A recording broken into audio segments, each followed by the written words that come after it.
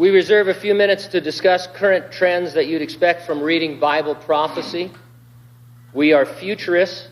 That means we interpret all unfulfilled prophetic passages as future events that will occur in a literal, physical, global, apocalyptic context.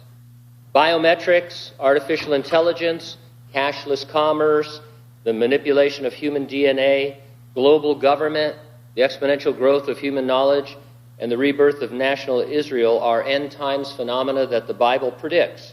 All of these are increasingly trending in the news.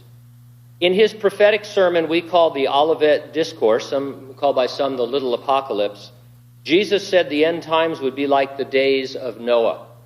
Jesus specifically referenced strange marriages that were taking place in the days of Noah. If you look to Genesis chapter 6, you're told that certain fallen angels were marrying human women.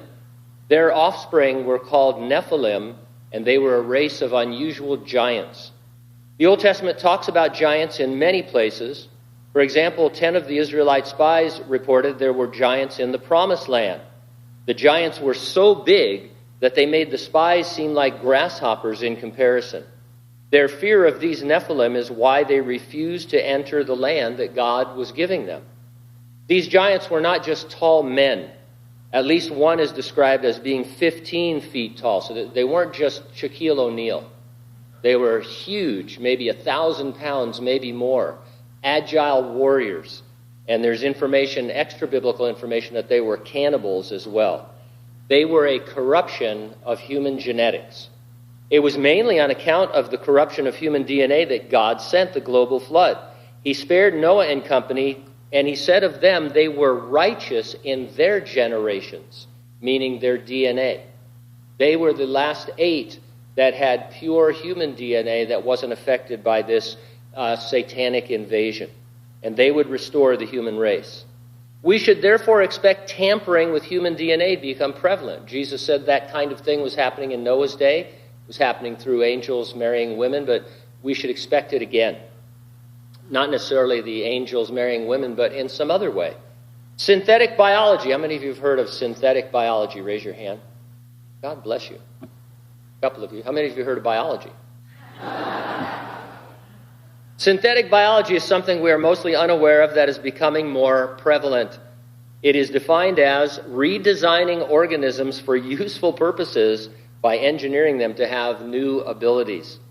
The National Academies of Science said, synthetic biology, a field that creates technologies for engineering or creating organisms, is being used for a variety of purposes that benefit society. Applications include treating diseases, improving agricultural yields, and remediating pollution. Even though synthetic biology holds great promise in many areas, it is possible to imagine harmful uses that could threaten the United States. As far back as 2016, the New York Times reported scientists are now contemplating the fabrication of a human genome, meaning they would use the chemicals to manufacture all the DNA contained in human chromosomes. The prospect is spurring both intrigue and concern in the life sciences community because it might be possible, such as through cloning, to use a synthetic genome to create human beings without biological parents. Another article I read on a science site raised a similar concern. The author wrote, "It may be interesting to consider the odds that through synthetic biology we may generate an entity of life that could occur naturally in the future through evolution.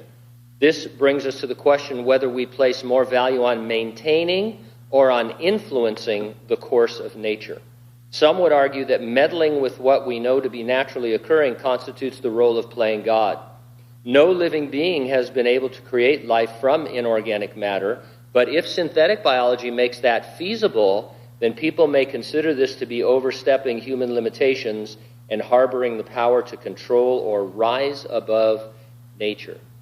You can do searches. There are lots of articles about human genome and altering DNA and the things that people are trying to do and wanting to do. And it always reminds me of what the Lord said at the Tower of Babel. He says they're going to be able to do whatever they want if we don't stop them. And so science is pushing forward in this weird area of changing DNA, some of it good, most of it bad. Our purpose today is to just say, hey, Jesus said in the last days, this almost unheard of possibility is going to be happening, where they're going to be messing with what it means to be human. Now, we believe the resurrection and rapture of the church are imminent events.